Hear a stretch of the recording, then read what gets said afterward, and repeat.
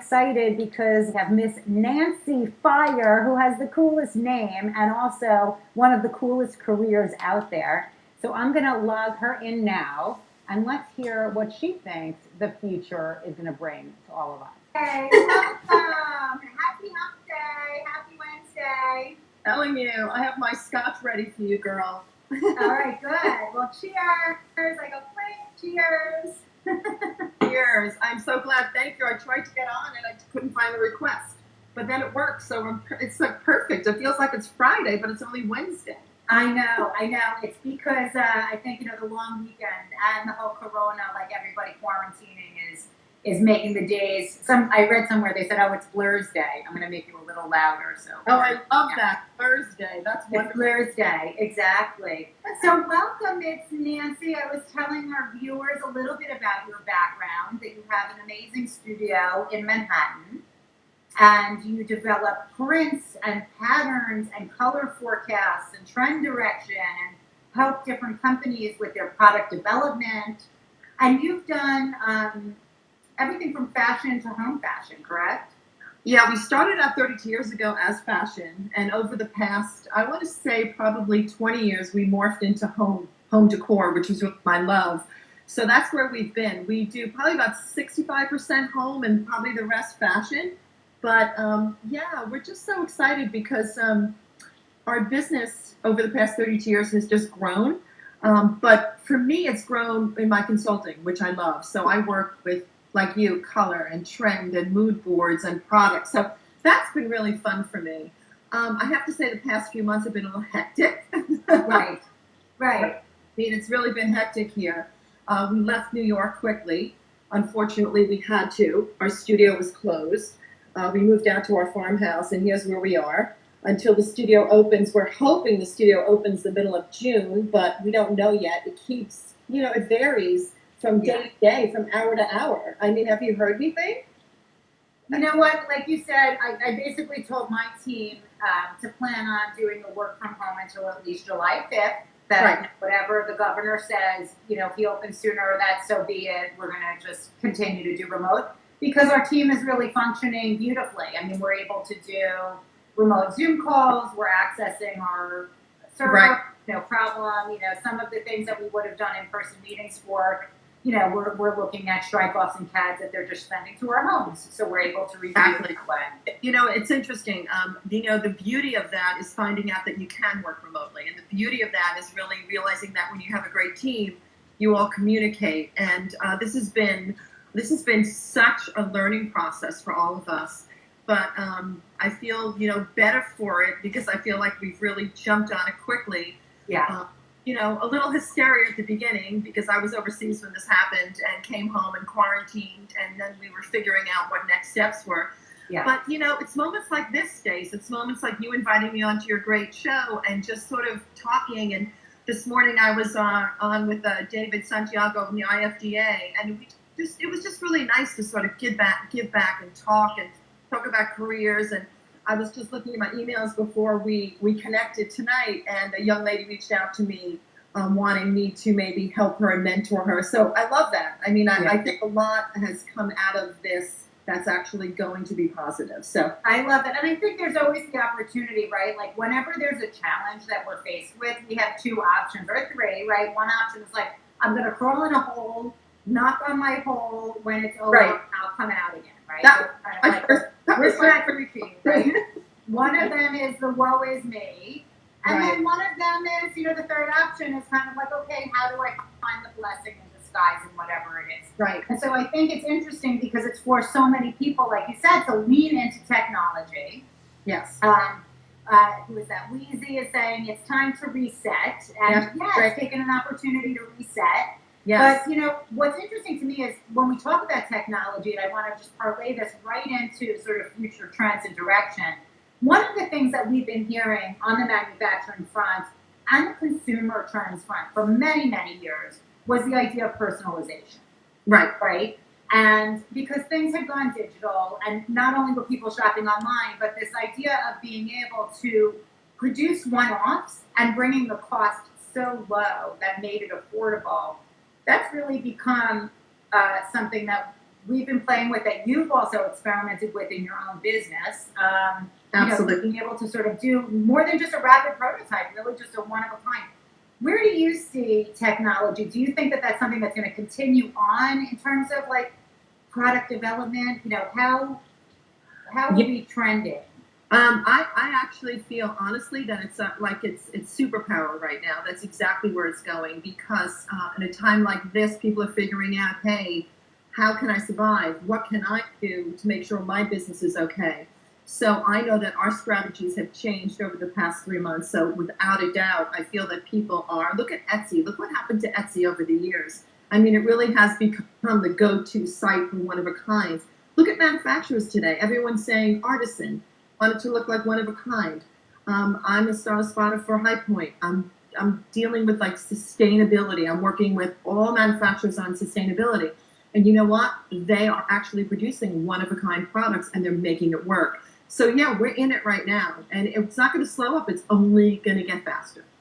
Yeah, yeah. And I love that with Etsy. I mean, like even, from our business perspective, not just a personal, like we've leaned into artisans on Etsy on our textile company to have little, fabulous little pins done, little florals and little bow ties and, that's like hand sewing and they're super cool. And it is a great resource, like you said, for more bespoke manufacturing.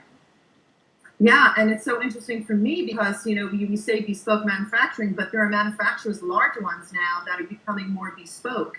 And they're really concerned about sustainability. So I'm hoping that this is all going to form a positive change. That's what I could hope. And that we'll see more of it going forward. I think we've all learned lessons, too, about technology and how important it is. I know I have. I'm learning different platforms on my computer now. I'm not having an assistant next to me and doing many of the presentations totally on my own from start to finish. So I kind of feel like I'm back to school and I'm actually love it. It's so exciting for me. So that's been really good too. But the first few weeks, I have to say, maybe the first 2 weeks were definitely trying. Yeah. But just, I guess every day could be a happy hour. Right. No, you basically find a rhythm. Where do you see, flash forward with me. You mentioned being a style spotter. And for those of you who don't know what that is, you want to tell us a little bit about High Point Market and style spotting? Yeah, absolutely. So High Point Market happens twice a year, as you know. You were a style spotter as well, Stace. And what happens, there are like, I think is it 8 of us? Look at 3. I think it's 8 of us that are picked. And what we do is we go around to the showrooms and we style spot products that we feel are trending for the season. Now, what I do is my whole thing, and I just got certified last week. I passed my class for green sustainability. So my thing is really sustainable products at High Point. So what we do is we go and then we sort of promote those products, explaining on Pinterest and other avenues, basically what we're seeing, who we're seeing it by, what the manufacturer is, what the technique and the finish is. And we help to promote High Point because High Point in markets, I think it was the original mart happened many, many years ago. I think it's over 100 years old at this point. So someone said to me recently, like, oh, you've done so much in your career. Do you feel that High Point is this like beneath you? And I said, oh no, I love giving back. I love being a style spotter. I love meeting new designers and supporting each other. And that's really so I'm looking forward to I found it to be like a great, really a really nice place to connect with other people. It really becomes like a family. And it's funny because somebody had said that, the style spotters you end up, being on the tour with, so to speak, they become your graduating class. Those are the line, you build this like kind of family together. And I have found that, I definitely built some really great relationships with some of the other style spotters that I was with. So that was fun. But what's great from the consumer perspective, whether you're on the manufacturing side, on the interior design side, if you're tuning in right now, and you're just a person who's interested in how the trends happen, High Point Market does publish the Style Spotters Trend Report. It culminates typically if we're live at market with a breakfast where they show off all the style spotters are on stage and you show off the work you've done in pulling these trends together. But there is a really great report that happens that High Point does publish, but like Nancy said, is also on Pinterest, where these people, these experts like Nancy are really curating trends that they're seeing through their lens, but what they really think is going to be important going forward. So you've mentioned sustainability a couple times. What does sustainable mean to you? Well, sustainable means to me, truthfully, that someone, the manufacturer, the consumer, is trying hard to abide by sustainable rules. Now, it's really impossible to be 100% sustainable. So whether someone is recycling in their showroom, whether someone is usually using reclaimed wood, whether someone is doing hand-blown glass, it's just importance of taking elements that would be disposable and repurposing. And that's really important today because there's so much waste and there's so much creativity. So now what we're seeing is this creativity in waste, and we're seeing beautiful homes being built, beautiful products being designed. So it's just so exciting to me because it's something that I believe in. I come from a family of, my daughter is in her master's doing sustainability and food research. So I am pretty aware of what's going on. And I actually did a class that I just graduated from at High Point, the Sustainability Council, with Susan Ingers, and I have to tell you, it was fantastic. I mean, there's so much to learn. It's a little depressing because you really get the facts on what's happening out there, but I feel so empowered now that I could actually talk about it and work with manufacturers that are definitely doing something towards sustainability. Yeah, because there was, for a while, we went through this whole greenwashing movement, where everybody was like, oh, if it's hints of recycled, it's green. It's, oh, it's cotton, it's green. It's interesting because to me, sustainability has evolved in what that means. It's not only about, like you said, a recycled wood or recycled content or upcycled items. To me, the idea of sustainable is something that is going to have a long, long lifespan. It's almost like the opposite of fast fashion. That's exactly right. To me, a sustainable piece because it's made well. Like quality could be an element of sustainability because then you're not throwing it out. It's not something that you're like, okay, I'm going to put, it's going to break, a leg's going to fall off of this furniture. Like this is something that you might, hand down to your child and it's still be in good condition. That to me is also a concept in home furnishing specifically. Absolutely. Well, there are so many levels. So when someone says like what's sustainable, I mean, it really depends on the manufacturer, what they're doing, behind the scenes. I mean, sustainability is also that there are some manufacturers at lunchtime, they shut their lights off to conserve energy. So there are so many ways. Do you think that this is going to have a long-term effect on consumer buying behavior or the items that we choose to surround ourselves with, or how is this going to impact, design and color? You know what? It has started already. It's impacting in two ways. So it's interesting. You have people that are purging and becoming more minimal and are deciding what they can live with without because, the past few weeks, many people had to live with and without. People left their apartments quickly. They didn't bring everything. They didn't have their whole wardrobe. And then there's also like the maximalist, the person who actually wants more and color and pattern and layers. So we're seeing two things happening, which is funny because it's almost like what's happening in our country right now because everyone's very divided, right? Well, that's what's happening in trend too. So you're seeing this minimal, clean, I could live without, and then I need more because I want to dress up again. I want more jewelry. So it's interesting. There's a big contrast going on. But you're going to see what happens at retail because the retailers are opening up and they're not going to have product for the season. So it's going to be interesting to see where people are going to go with this. Are people really going to go and buy? Are they going to support the stores? Are they going to go back to thrift shops after this? So who knows? But I definitely see, two contrasting ways of lifestyle trends starting to happen. How about yourself? Yeah, no, I would agree with that. It's interesting. I fall more in the middle. So like I always view design on a continuum, like lots of things in life. It's interesting for bringing up these kind of two very parallel themes, which you and I both know, when you're doing these trend forecasting, that makes so much sense. There's usually a counter trend. So in any trend, when I teach trend spotting or I teach forecasting to groups, I'll say one of the easiest things to do is you identify one trend and you think of the opposite of that. Because typically there's a counter trend that's alive and well at the same time in the marketplace. Absolutely, and now more than ever, that's really happening. And it really follows also politics. So it's interesting to see that I think this country is divided in how they're going to go forward. But you know what? We'll see what happens. Like I said, every day it changes, every hour by hour it changes. But I am seeing those two trends or lifestyles more than anything. So we'll see what happens. But you know what? We can't not live with color. I mean, you have to have color in your life. It's important. You know, we have to have certain products that we love and desire. I just think that over the past few weeks, a lot of people's tastes are starting to change, and I think their priorities are starting to change as well. So it should be interesting. But I saw something with remixing and repurposing. That is really on the forefront, and I'm seeing it in every generation. My generation. Remixing and repurposing is interesting, and for me, I think I'm sort of somewhere in the middle. My own personal taste is eclectic, which to me is like a license to, have lots of different design styles and pick and choose, but put them together in a way that's edited. That to me, I think there's a fine line between, curated and or collected and boarding. You have to always walk that line. But it is interesting too. You brought political years and how that can impact color. I remember, probably last political cycle or 2 cycles ago, purple came in.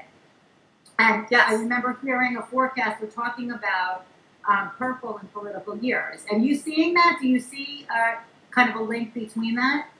I do, but purple's also my favorite color because it's a color of it's like security and confidence and sort of power. I feel that that's always a color that's going to be around it.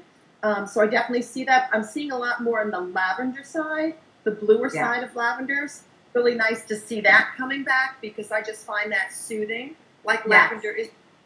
And, taking care of yourself these days and really using like facial masks and just sort of, soothing yourself because, these are, and I hate to use the word, but they're precedent times and people just don't, I speak to my friends daily and, I have a good day, they have a bad day. They have a bad day, I have a good day. So it's interesting. I think it's like a lot of just up and down. But I have to say, I absolutely, feel inspired again. And it's taken me, I think, a few weeks to get to this space. Maybe the newness of that, maybe the culmination of bringing past players together in one place has ground myself more. So I think that's something that has been, uplifting for me. Yeah, for sure. So talk to me. I was teasing the audience a little bit about your new site. We talked about your history, your studio, the product development, you do the forecasting, your work with HGTV, which you and I didn't talk about here, because you're really moving now into your own Nancy Fire, like through your lens. So talk to us about that. Well, it's funny. Our studio opened 32 years ago when I was a kid, literally out of college, and loved art. I have a Bachelor of Fine Art, and opened a studio after I worked in advertising and said, what do I do? Like, I love design, but how do you charge for that? How do you charge for something you love? Because, if you love what you do, you never work a day in your life. You hear that all the time. That was always me. Luckily, my husband joined me in the business. So he ran the business side and I ran the creative, even though I enjoy business and he's actually very creative. And married 32 years, but in dog years he'll tell you 75 because we work together, which is so funny. But what happened is the culmination. Design Works has always been a team. It's never been Nancy Fire Designs because we are a team of creative people. But when HGTV came to me probably 8.5 years ago, and probably 2 years before that, so maybe the past 10 years, I started really consulting on great projects for products and color and trend and different lifestyle forecasts for people. So that became something that was just really important to me and it sort of soothed my soul. So in January, I started to think about how can I bring this all together, not for ego, but for people understanding. My mother used to ask me, what do you do? And how do you explain this to someone in 2 sentences? I've never had an elevator pitch. So I feel like my website is the elevator pitch. It shows what I did with Kelly Ripa. It shows what I've done with HGTV, and I still do projects with them if needed. So that's great. Food Network with Kohl's, Burton & Burton. So it just allows people to see the breadth of how I like to be a unifier. I like to be a creative collaborator.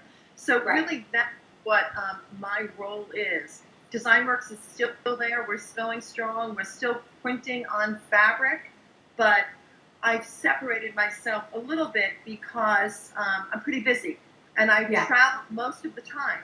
I'm actually booking my first flights tomorrow. I was going to ask, so traveling. where's the first place you're going to travel? I think the first place is Atlanta, followed by Dallas, and then Vegas. So just Gosh, domestic. good luck in Vegas. I mean, that's like a, you know.